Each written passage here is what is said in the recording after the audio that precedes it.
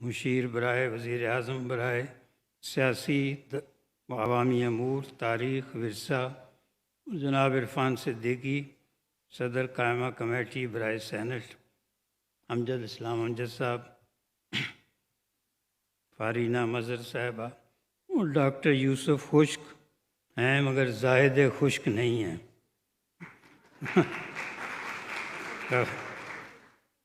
خواتین و حضرات، میرے سامنے پورے پاکستان کے بہت سے بچوں کے لیے لکھنے والے موجود ہیں۔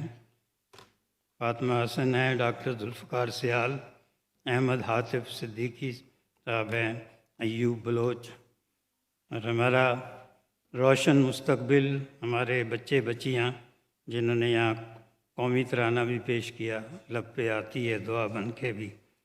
فیض احمد فیض آڈیٹوریم میں آپ سب کی خدمت میں دل کی گہرائیوں سے سلام۔ آج ایک سالگرہ کا سمہ ہے، آج جس کی بھی سالگرہ ہے اسے سالگرہ مبارک۔ اکادمی ادبیات پاکستان اس طرح کبھی سجی ہوئی نہیں دیکھی، اور یہاں اتنی بڑی تعداد میں اہل علم، مصنفوں، شاعروں، ادیبوں اور بچوں بچیوں کو دیکھ کر ہمارے مہمان خصوصی انجینئر امیر مقام نے وزیر اعظم کے ساتھ میٹنگ سے معذرت کر لی ہے، وہ اب آپ کے ساتھ رہیں گے، شعر و ادب کی باتیں سنیں گے۔ عام طور پر یہ ہوتا ہے کہ ہمارے جو وزراء تشریف لاتے ہیں ان کی وجہ سے تقریبات بھی دیر سے شروع ہوتی ہیں، پھر ان کا اصرار ہوتا ہے کہ ہمیں جلدی تقریر کروا دیں، ہماری باتیں وہ نہیں سنتے۔ تو آج ہم ممنون ہیں کہ امیر مقام صاحب بھی ہماری بات سنیں گے۔ میں زلزلے کے دنوں میں ہمیں ان کے علاقے، ان کے گاؤں میں جانے کا موقع ملا تھا ہیلی کاپٹر سے۔ بہت کام ہے ان کا اپنے علاقے میں، وہاں جو ہم نے لوگوں سے باتیں سنی تھیں۔ ہمیں خبر ہے کہ ہمیں چراغ آخر شب، ہمارے بعد اندھیرا نہیں اجالا ہے۔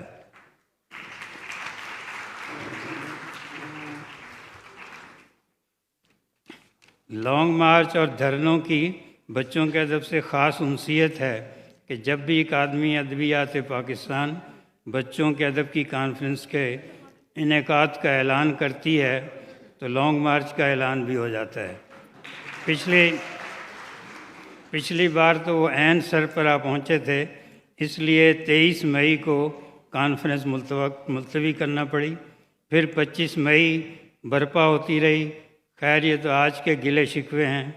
آئیے آپ کو میں 65 سال پیچھے لے چلتا ہوں، کیونکہ آگے لے جانے کی روایت ہمارے ہاں نہیں ہے۔ یہ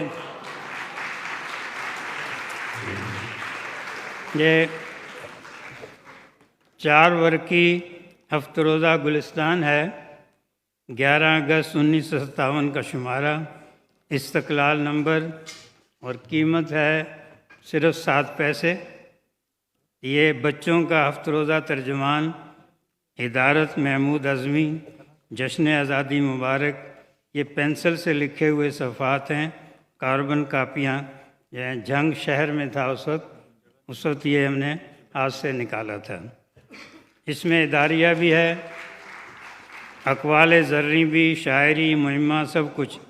میں پاکستان کی ایک پسماندہ بستی جھنگ کے MB ہائی اسکول میں 9ویں جماعت میں ہوں، جہاں ڈاکٹر عبدالسلام بھی طالب علم رہے۔ ان کے لیے ایک کمرہ آج بھی اس اسکول میں مخصوص ہے۔ یہ میری ایڈیٹری کا پہلا قدم ہے۔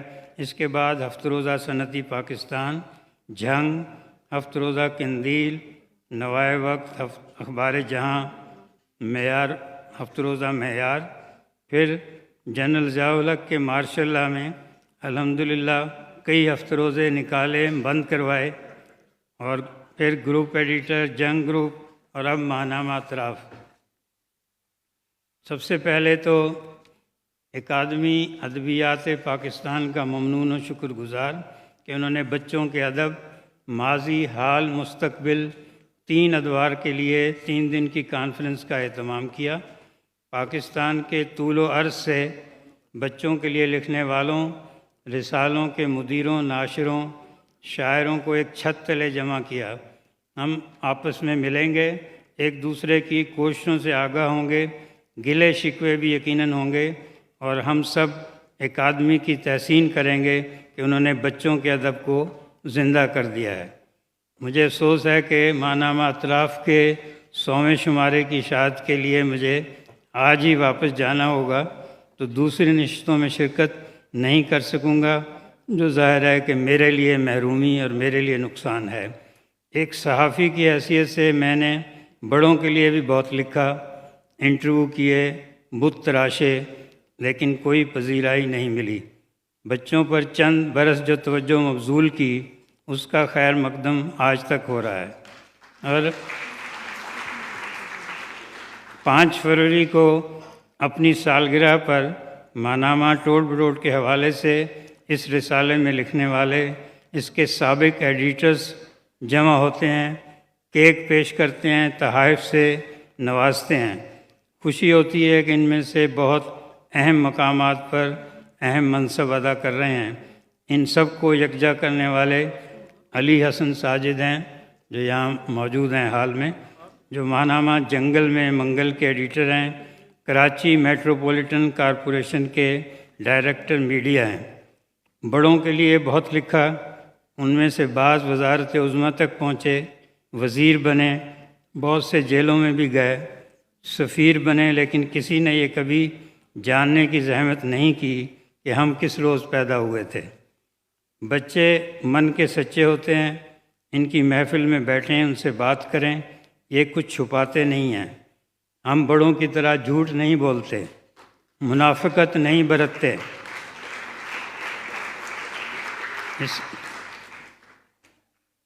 دیکھیں بچوں، آپ کے لیے بڑے بھی تالیاں بجا رہے ہیں۔ اس لیے ان کی تقریبات میں جا کر معصومیت کی جھلکیاں دیکھ کر میری تو مہینوں کی تھکن اتر جاتی ہے۔ میں ان کی زبان میں ان سے بات کرتا ہوں تو ان کی خوشی بے ساختہ ہوتی ہے۔ سچے کہے ہنسنے میں سیاست، نہ بولنے میں۔ روزنامہ جنگ میں اپنے کالم مملکت ہے مملکت میں ہر اتوار بڑوں کو یہ مشورہ دیتا ہوں کہ وہ اتوار بیٹوں بیٹیوں، پوتوں پوتیوں، نواسوں نواسیوں کے لیے وقف کریں، دوپہر کا کھانا ان کے ساتھ کھائیں، ان سے کچھ سیکھیں۔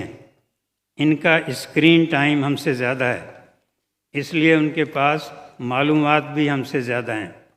یہ ہماری طرح سارا اخبار نہیں چاٹتے، صرف ضروری معلومات سمیٹتے ہیں۔ کسی بھی مقامی یا عالمی مسئلے پر ان سے بات کریں تو وہ اس سے متعلقہ اعداد و شمار کے ساتھ آپ کو بتائیں گے۔ یہ 21ویں صدی کی نسل ہیں، میں تو ان سے نا امید نہیں ہوں۔ یہی چراغ جلیں گے تو روشنی ہوگی۔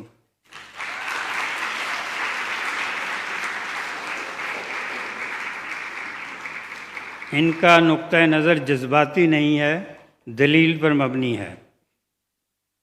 یہ عرفان صدیقی صاحب اس لیے کہ ہمارے پڑوس انڈیا میں اس نسل کا برا حال ہے، اور وہاں انہیں نو ویئر جنریشن کہا جا رہا ہے، یا ٹائم پاس نسل۔ ہمیں اللہ کا شکر ادا کرنا چاہیے کہ ہمارے اسٹارٹس اپ بہت قابل، بہت اہل اور بہت پرخیال ہیں، اور یہ آئی ٹی کی دنیا میں اپنا نام پیدا کر رہے ہیں۔ لیکن افسوس یہ ہے کہ ان کے بارے میں ہمارا بڑا میڈیا زیادہ بات نہیں کرتا، ہمیں ان کے کارناموں سے آگاہ نہیں کرتا۔ ہمارا بچپن کتابوں اور رسالوں کی آغوش میں گزرا ہے۔ جنگ میں ہمارے گھر میں روزنامہ امروز، ہفت روزہ چٹان آتے تھے، روزنامہ الجمعیت دہلی سے ڈاک سے آتا تھا۔ تعلیم و تربیت، کھلونا، بچوں کی تربیت، بچوں کی باجی، نونہال، ہم میونسپلٹی کی محلہ لائبریری میں جا کر پڑھتے تھے۔ میں نے 1957 میں ہفت روزہ لیل و نہار میں بڑا ہو کر کیا بنوں گا کے جواب میں لکھا تھا کہ میں پبلشر بنوں گا۔ وجہ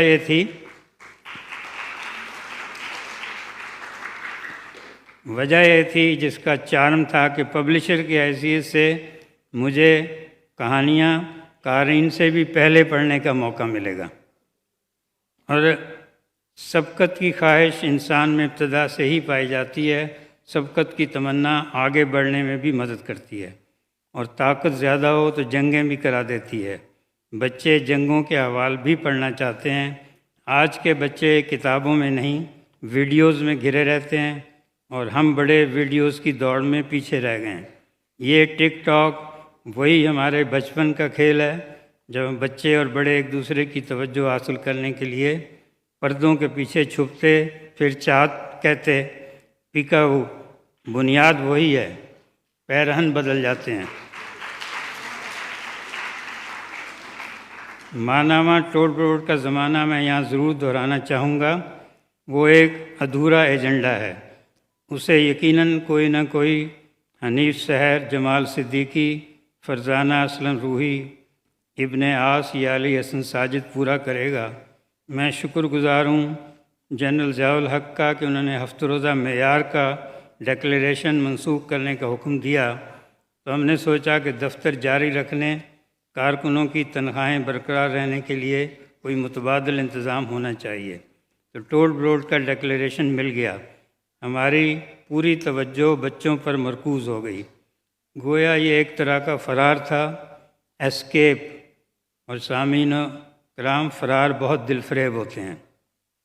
اس رسالے میں ہم بڑوں سے نہیں، بچوں سے، 5ویں جماعت سے 11ویں 12ویں تک کے لڑکے لڑکیوں سے لکھواتے تھے۔ ذہن میں یہ تھا کہ جب تک ایک پاکستانی کا شناختی کارڈ بننے کی عمر نہیں آ جاتی، اس وقت تک ٹوٹ بٹوٹ اس کی آئی ڈی ہو۔ ہر مہینے ایک تنقیدی نشست رکھتے تھے تاکہ ٹوٹ بروٹ کے اس شمارے کا تنقیدی جائزہ لیا جائے۔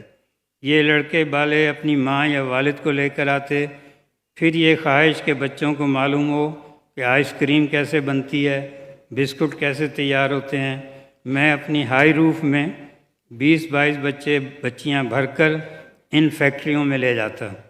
یہ فیکٹری مالکان بھی بہت مہربان کہ وہ اپنے اسٹاف کو ہمارے ساتھ لگا دیتے بچوں کے سوالات کے جوابات دینے کے لیے۔ بچوں کی رائے میرے نزدیک اہم ہوتی ہے، اس لیے ہم ان سے ہی پوچھتے تھے کہ اس مہینے کی کون سی کہانی بہترین ہے۔ ایک سالانہ اجتماع منعقد کرتے جہاں سال بھر کے منتخب 12 مصنفین بچوں بچیوں کو ٹوٹ بٹوٹ ایوارڈ صوبے کے وزیر اعلیٰ کے ہاتھوں دلواتے۔ اس تقریب میں شہر کے نامور ایڈیٹرز، مصنفین، دانشور، انجینئر، بیوروکریٹ، صنعت کار شریک ہوتے۔ بچوں کو اپنا روشن مستقبل ان میں نظر آتا اور ان مصنفوں، ڈاکٹروں، دانشوروں کو، سینیٹرز کو اپنا ماضی ان بچوں میں منتقل ہوتا دکھائی دیتا۔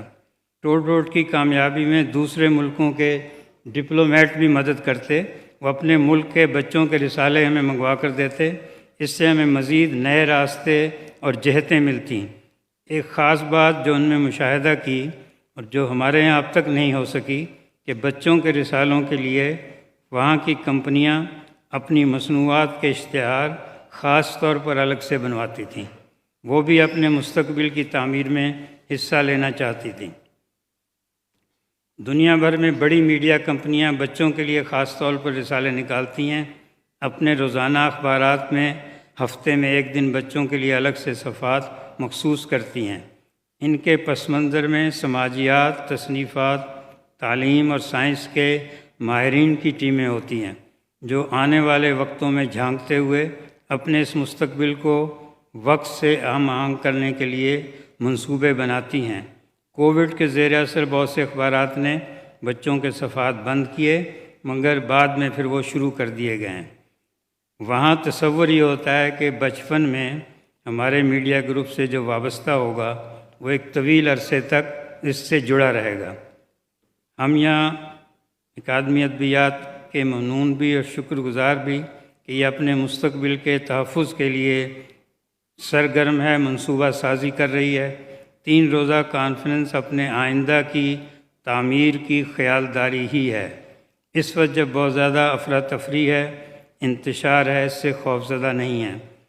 ڈاکٹر یوسف خشک اور اب ہمارے سینیٹر عرفان صدیقی بہت خوبصورت اور بے عیب اردو لکھنے والے ہیں، لیکن مشکل یہ ہوتی ہے کہ جب کبھی ان کی حکومت آتی ہے تو ہم ان کے مرصع مسجع کالموں سے محروم ہو جاتے ہیں۔ اور مجھے ان کے ساتھ 2 ہفتے اسی ملک میں گزارنے کا موقع ملا تھا جس پر اب سازش کا الزام عائد کیا جا رہا ہے، اور جس کی غلامی سے انکار کے نعرے لگ رہے ہیں، انہیں یاد ہوگا میں تو وہاں پینٹاگون اور اسٹیٹ ڈپارٹمنٹ میں بھی visit America before it visits you کا نعرہ بلند کرتا رہا۔ اب ہم سوشل میڈیا کے دور میں سانس لے رہے ہیں۔ یہ جادو کی ڈبیا اب ہمارا محور و مرکز ہے۔ نئی نسل کے لیے اب یہی قبلہ نما بھی ہے، مرغ باد نما بھی، عمر و عیار کی زنبیل بھی۔ یہ اب ہمارا اکادمی ادبیات پاکستان، ادارہ فروغ قومی زبان اور ان کی صاحبان وزارت وفاقی تعلیم، پیشہ ورانہ تربیت، قومی ورثہ، ثقافت کی ذمہ داری ہے کہ ہم بچوں کو جو سکھانا پڑھانا چاہتے ہیں وہ اب فیس بک، انسٹاگرام، یوٹیوب اور ٹویٹر پر ڈالیں۔ کتابیں بھی شائع کریں لیکن ویڈیو بھی بنائیں، ڈرامے بھی تیار کریں۔ اسماعیل میرٹھی سے لے کر احمد حاطف صدیقی تک کی نظمیں آڈیو ویڈیو میں ڈال کر اس اسکرین ٹائم نسل کے سامنے لائیں۔ ان سے گلہ کرنے کے بجائے کہ یہ کتابیں نہیں پڑھتے، لائبریری نہیں جاتے، ہم آڈیو ویڈیو لائبریریاں ان کے ہاتھوں میں دے دیں۔ ریاست پاکستان اس عمل کی سرپرستی کرے، اشتہارات کی صورت میں مدد فراہم کرے۔ اس طرح بچوں کے رسائل اور ادبی رسائل کے لیے بھی حکومت پاکستان اور صوبائی حکومتیں اشتہارات کا کوٹہ مخصوص کریں اور ان رسالوں کی بڑی تعداد سرکاری لائبریریوں کے لیے ان کی خریداری کریں۔ حکومت پاکستان کے پاس پاکستان ٹیلی ویژن کے کئی چینل ہیں، ان میں سے ایک کلی طور پر بچوں کے لیے مخصوص کیا جائے۔ اس کے ذریعے ہم اپنی مستقبل کی صورت گری کریں۔ یہاں بچوں کے لیے کہانیاں، مضامین، نظمیں لکھنے والوں کو موقع دیں کہ وہ اپنی کہانیاں، نظمیں سنائیں۔ بچوں کے لیے الگ سے ڈرامے لکھیں، بچوں سے، مصنفوں سے لکھوائے جائیں۔ اور یہ بھی گزارش کروں گا کہ اب تک جو انعامات دیے جاتے ہیں وہ صرف بڑوں کے لیے لکھنے والوں کے لیے دیے جاتے ہیں، بچوں کے لیے لکھنے والوں کو بھی سرکاری ایوارڈز ملنے چاہیے۔ اور آخر میں عرفان صدیقی صاحب کا بھی شکریہ ادا کروں گا کہ انہوں نے سابقہ دور میں وزیر اعظم نواز شریف سے تاریخ و ادب، قومی ورثہ، آثار قدیمہ اور ثقافت پر مشتمل ایک الگ ڈویژن قائم کروا دیا تھا، جس سے ان اداروں کو مالی تحفظ بھی ملا اور بیوروکریٹک صاحبان بھی۔ این کار استو آئے دو مرداں چنی کنند۔ یہ اگر آپ چاہیں تو فارسی کا ترجمہ کر دوں۔ آج کل ویسے زمانہ ایسا آ گیا ہے کہ اردو کا بھی ترجمہ کرنا پڑ رہا ہے۔ میری عرض داشت ہوگی کہ بڑی سرکاری لائبریریوں کو بھی اس ڈویژن کے تحت لایا جائے اور ان ساری سرکاری لائبریریوں کو ڈیجیٹلائز بھی کر دیں۔ ان سب میں بچوں کے لیے الگ سیکشن قائم کیے جائیں اور ان ڈیجیٹل لائبریریوں تک بچوں کو رسائی بھی دی جائے۔ بے شک اس کے لیے ایک اہلیت کا ایک امتحان بھی طے کر لیا جائے، اور یہ بعد میں بھی یہ کہیں گے کہ یہ جو ڈویژن بنایا گیا ہے اس کے ذریعے بہت ادب و شعر اس کی خدمت کا موقع ملا ہے۔ میں آخر میں ایک بچوں کے لیے نظم بھی پیش کر دوں، پتہ نہیں وقت ہے یا نہیں۔ بات یہ پوچھو، اس کا عنوان ہے بات یہ پوچھو لمبو سے، آیا کیوں وہ جمبو سے، جمبو گیا دھنس، مسافر گئے پھنس۔ بات یہ پوچھو جوکر سے، آیا کیوں وہ فوکر سے، فوکر گیا ٹوٹ، کھل گیا سارا جھوٹ۔ اور بات یہ پوچھو اچھن سے، آیا کیوں وہ ویگن سے، ویگن ٹکر کھا گئی، گھر کے اندر آ گئی۔ اور بات یہ پوچھو موٹے سے، آیا کیوں وہ تانگے سے، دایاں پہیا ٹوٹ گیا، کالا گھوڑا روٹھ گیا۔ اور آخری بند ہے، پوچھو اب ان ساروں سے، مسکینوں بیچاروں سے، دنیا میں کیوں آئے تھے، کیسی قسمت لائے تھے۔ بہت شکریہ۔